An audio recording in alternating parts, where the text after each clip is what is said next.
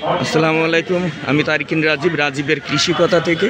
আজকে আমরা আসছি ঝিনেদা জেলার একটা প্রোগ্রামে, সেটা হচ্ছে কৃষক অ্যাসোসিয়েশনের জেলা একটা প্রোগ্রাম ছিল। সেখানে এসে আমরা জৈব বালাইনাশক ব্যবহার করি এবং নিরাপদ ফসল উৎপাদন করি।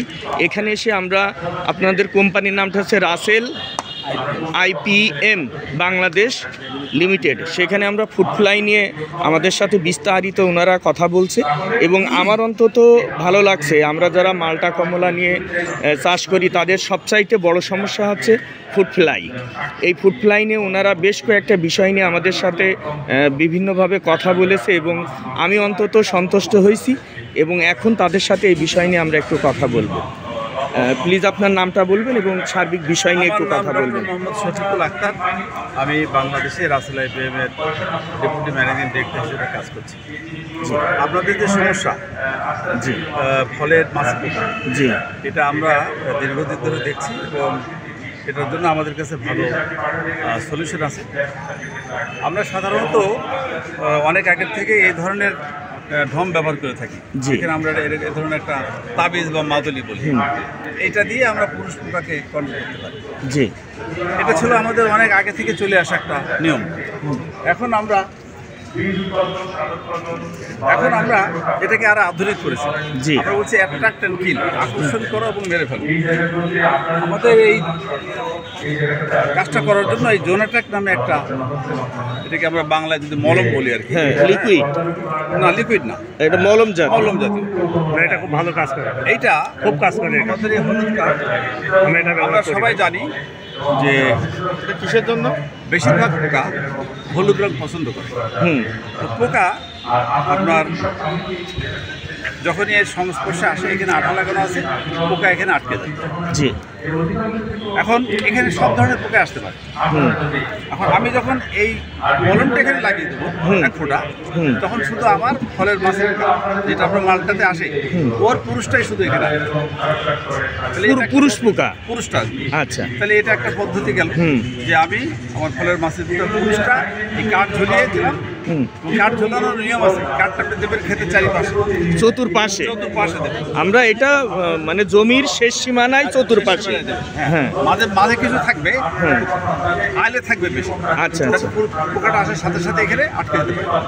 তাহলে আমরা এটা এখানে দিয়ে কাজ করতে পারি। আবার এই যে ঢম আমরা ব্যবহার করি, এখানে যেমন মাদুলি ব্যবহার করি বা তাবিজ ব্যবহার করি, এর পরিবর্তে আমরা এটাও 3-4 ফোঁটা লাগিয়ে দিয়ে একই কাজ করতে পারি।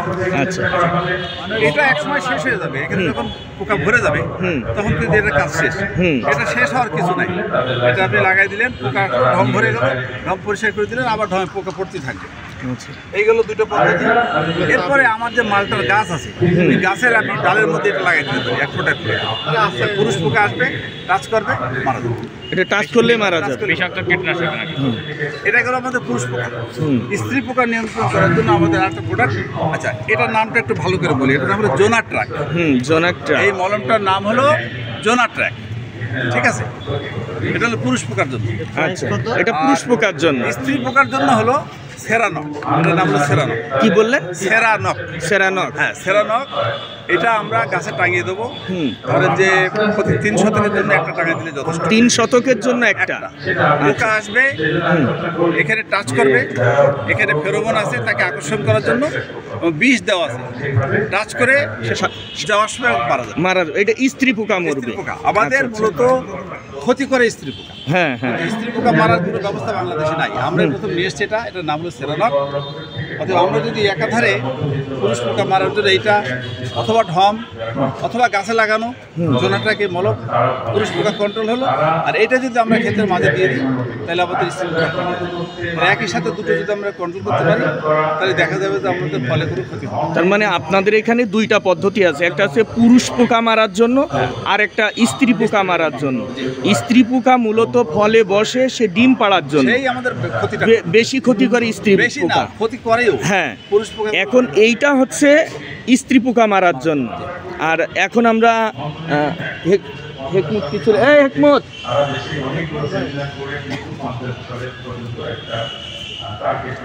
আমার বন্ধু হেকমত, সে দীর্ঘদিন ধরে আসলে এই সাইট্রাস চাষের সাথে আছে, সে এইটা নাকি ব্যবহার করছে। বন্ধু, আমি এটা ব্যবহার করেছি, খুব ভালো কাজ, এটা লাগাই দিলে। হ্যাঁ, আর সবচাইতে যারা পেঁপে চাষ করে, এই দুটো ওষুধ খুবই উপকারী পেঁপে চাষের জন্য।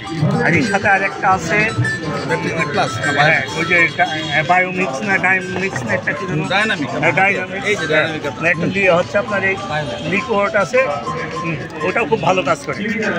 এই দুইটা যদি পেঁপে চাষে দেয়, পেঁপে চাষে সাদা মাছে লাগবে না।